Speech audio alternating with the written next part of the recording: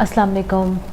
जैसा कि आप सब जानते हैं कि हम रूहानी बीमारियों की एक सीरीज़ बना रहे हैं और जिसमें हम हर दफ़ा एक ऐसी रूहानी बीमारी के ऊपर बात कर रहे हैं जो आगे जाकर नफसियाती अमराज में बदल सकती है। सबसे पहले हमने बात की थी तकब्बुर पे, फिर हमने बात की रियाकारी पे।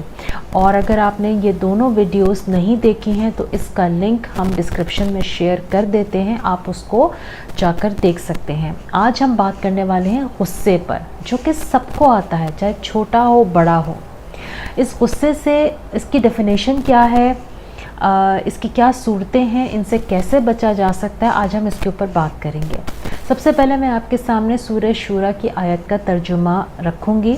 सूरह शूरा में आयत आता है कि मोमिन वो हैं जो बड़े गुनाहों और बेहयाई से बचते हैं और जब उन्हें गुस्सा आता है तो माफ़ कर देते हैं। बड़ी मशहूर हदीस है, अल्लाह के नबी सल्लल्लाहु अलैहि वसल्लम के पास एक शख्स आया जिसे गुस्सा बहुत आता था। उसने आप सल्लल्लाहु अलैहि वसल्लम से पूछा कि मुझे कोई नसीहत फरमाइए। आपने कहा गुस्सा मत किया करो।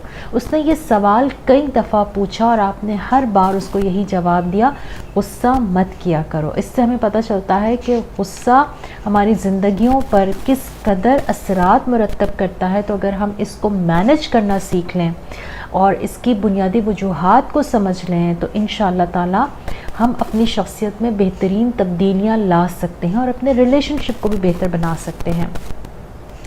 गुस्सा बेसिकली क्या है? गुस्सा एक इश्तियाली कैफियत का नाम है जिसमें इंसान मतलब तीन चीज़ें करता है। सबसे पहली बात कि उसमें इंसान सही और गलत की तमीज़ भूल जाता है।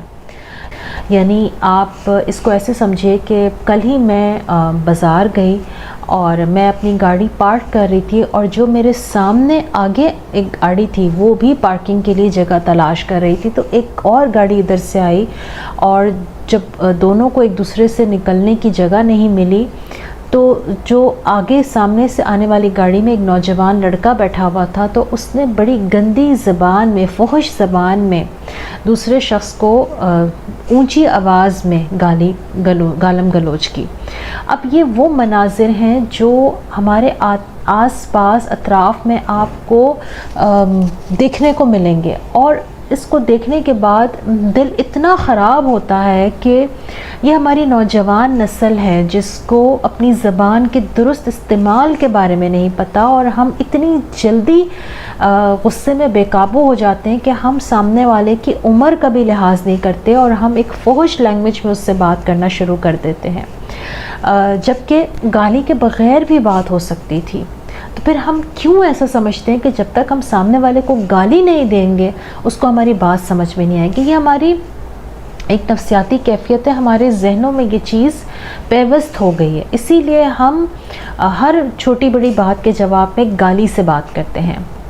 दूसरी चीज़ जो इंसान करता है वो ये कि इंसाफ की हुदूद से तजावुज़ कर देता है, यानी हद क्रॉस कर देता है। इसकी आपको मैं एक मिसाल दूंगी। जैसे मैंने अभी आपसे कहा कि किसी ने अगर आपको गाली दी तो अगर आप उसके जवाब में उसको गाली ही दे दें या आप कुछ और ऐसा कर दें। किसी ने आपसे कोई चीज़ छीन ली तो आपने भी पलट के उससे वो चीज़ छीन ली।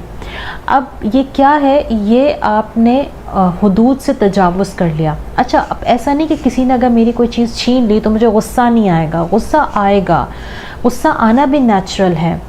लेकिन अगर मैं पलट के जवाब में उसकी भी कोई चीज़ छीन लेती हूँ या उसको कोई नुकसान पहुँचा देती हूँ तो इसका मतलब है कि मैं अपनी हुदूद से तजावुज़ कर रही हूँ। इस मसले को किसी और तरीके से भी हल किया जा सकता है। हो सकता है आपके जहन में ये सवाल, ये बात आ रही हो कि क़िसास भी तो है कि अगर किसी ने कत्ल कर दिया हो तो उसका कत्ल किया जा सकता है, आँख के बदले आँख, जान के बदले जान। तो वो क़िसास जो है वो कत्ल के लिए आया है। ऐसा नहीं कि अगर किसी ने आपके घर में डाका डाला है तो आप भी उसके घर में जाके डाका डाल दें। इससे मना किया गया, ये हद से तजावुज़ करने में आता है। तीसरी चीज़ जो गुस्से की कैफियत में इंसान करता है वो ये कि वो किसी दूसरे बड़े गुनाह का मुर्तकिब हो जाता है। इसकी मैं आपके सामने एक मिसाल रखती हूँ।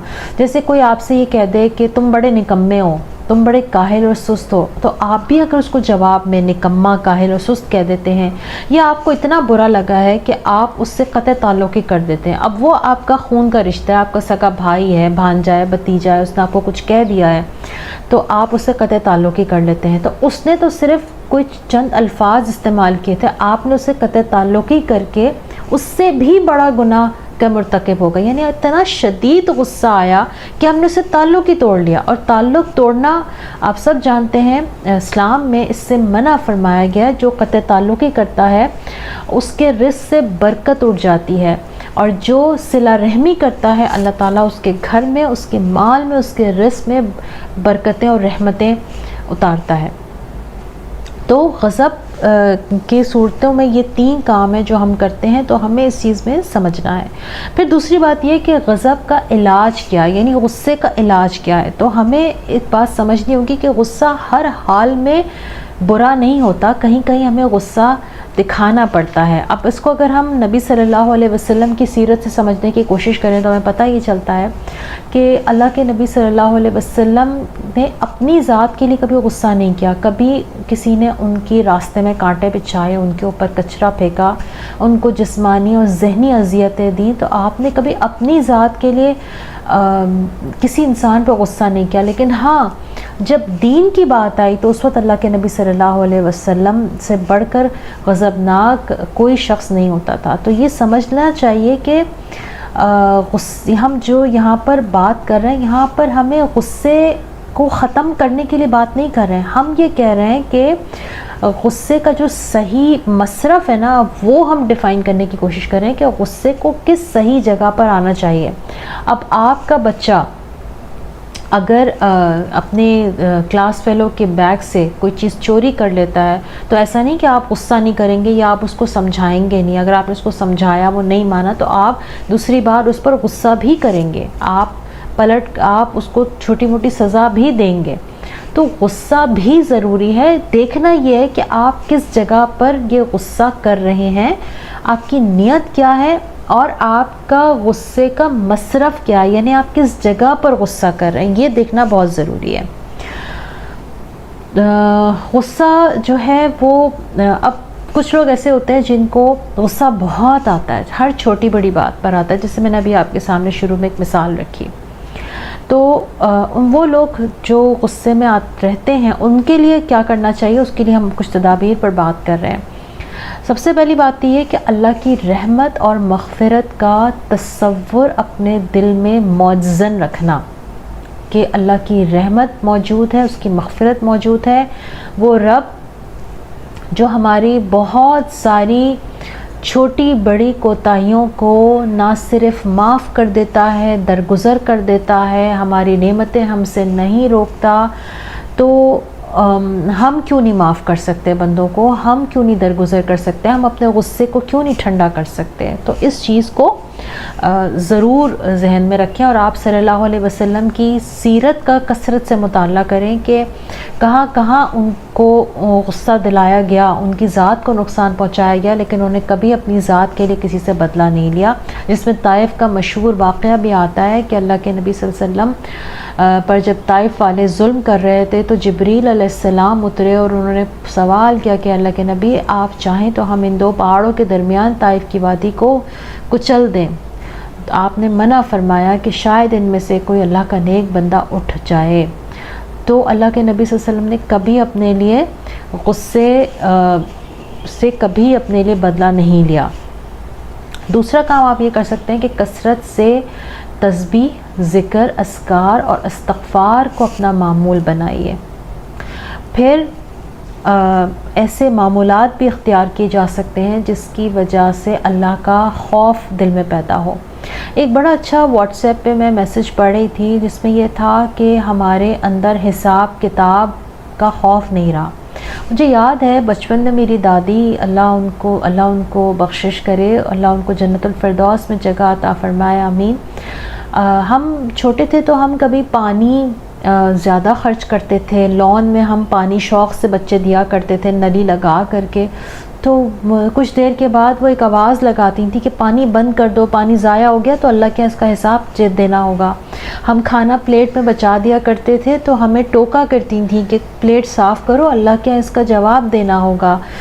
تو آج وہ حساب کتاب اور وہ اللہ کے غضب کے بارے میں ہم نہیں بتاتے، یا بتاتے بھی ہیں تو بس صرف ہم اپنے بچوں کو ڈراتے ہیں اللہ کے غصے سے۔ ہم اللہ کی محبت اپنے بچوں کے دل میں ڈیولپ نہیں کرتے، ہم اللہ کے آگے جواب دہی کا خوف دل میں نہیں لاتے۔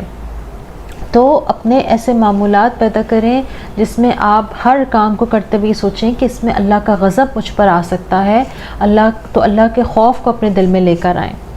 پھر اگر کسی پر آپ نے ناجائز غصہ کیا ہے تو جا کے اس سے معافی مانگ لیں۔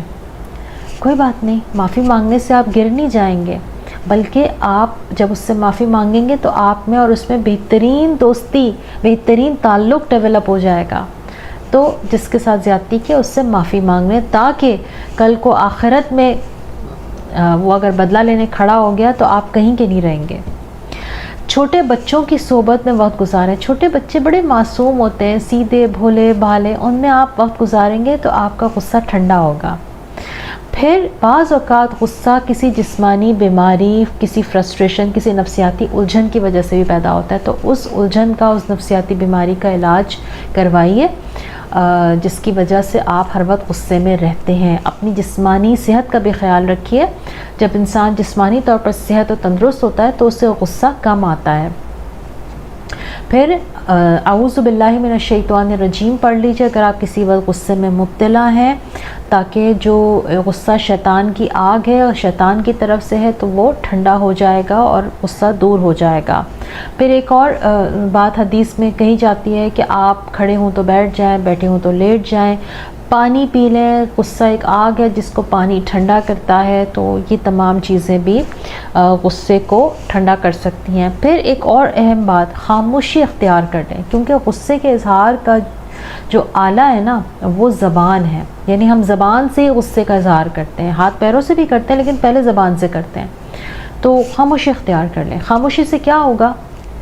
غصہ ٹھنڈا ہو جائے گا، کانفلکٹ ایشوز ریزالو ہو جائیں گے۔ بہت سے ہسبینڈ اینڈ وائف میرے سامنے بیٹھ کر اس طرح سے جب بات کر رہے ہوتے ہیں تو بڑا دکھ اور افسوس ہوتا ہے کہ دونوں ایک دوسرے کے اوپر، ایک غصہ کرتا ہے تو دوسرا خاموش نہیں ہوتا۔ اس طرح سے بات اتنی بڑھ جاتی ہے کہ یہاں تک دیکھا گیا ہے کہ بات طلاق تک چلی جاتی ہے، اور پھر وہ مرد کہتا ہے جی میں نے تو غصے میں طلاق دی تھی، وہ طلاق تو ہوئی نہیں۔ تو جناب غصے میں بھی طلاق ہو جاتی ہے، تو آپ کو غصے میں نہ آئیں، اور بیویوں کا بھی یہ کام ہے کہ اپنے مردوں کو غصہ نہ دلائیں۔ اگر وہ غصے میں ہیں تو آپ خاموش ہو جائیں۔ آپ کے اندر اللہ تعالیٰ نے ظرف زیادہ رکھا ہے، صبر اور برداشت آپ میں اللہ تعالیٰ نے زیادہ رکھی ہے، تو تھوڑا سا خاموش ہو جائیں۔ اللہ تعالیٰ آپ کو آپ کے اس اجر کا یقیناً بہترین بدلہ دے گا، اور آپ کا ریلیشن شپ بھی آپ کی خاموشی کی وجہ سے بہتر ہو جائے گا۔ آج کل کی لڑکیاں کہتی ہیں میں کیوں خاموش ہو جاؤں، مجھ میں کیا کمی ہے، میں نے تو ایم فل کیا ہوا ہے، چاہوں تو میں بھی کل کو پی ایچ ڈی میں داخلہ لے سکتی ہوں۔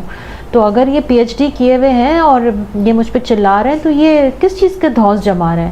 آج کل کی خواتین کی یہ سوچ ہو گئی ہے۔ مجھے سمجھ نہیں آتا، اکثر مجھے دکھ اور افسوس بھی ہوتا ہے کہ ہم تھوڑا سا جو ڈگریاں اکٹھی کر لیتے ہیں اس کی وجہ سے ہم پتہ نہیں اپنے آپ کو کیا سمجھنے لگتے ہیں، اور ہمیں لگتا ہے کہ اب ہمیں کوئی کچھ کہہ نہیں سکتا یا ہماری کسی غلطی پہ ٹوکا نہیں جا سکتا، اور ہم اب ناؤ وی آر الاؤڈ کہ ہم کسی کو بھی کچھ بھی کہہ سکتے ہیں، اور ہم جھگڑا کرنے کی ہمیں کوئی سند مل گئی ہے یا ہمیں کوئی اجازت نامہ مل گیا ہے۔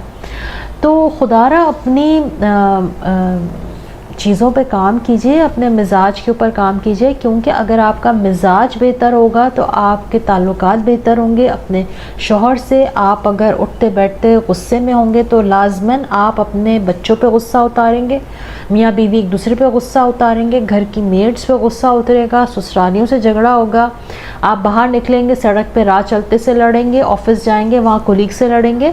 تو اپنے غصے پہ کام کیجئے، کیونکہ غصہ دلوں میں دوری کا سبب بنتا ہے، غصہ ریلیشن شپ میں گیپ لے کر آتا ہے۔ تو امید کرتی ہوں کہ آج کے بعد آپ اپنے غصے پہ ضرور کام کریں گے اور غصے کے نقصانات کو مد نظر رکھتے ہوئے غصے سے بچنے کی کوشش کریں گے۔ اپنا بہت سا خیال رکھیے۔ السلام علیکم۔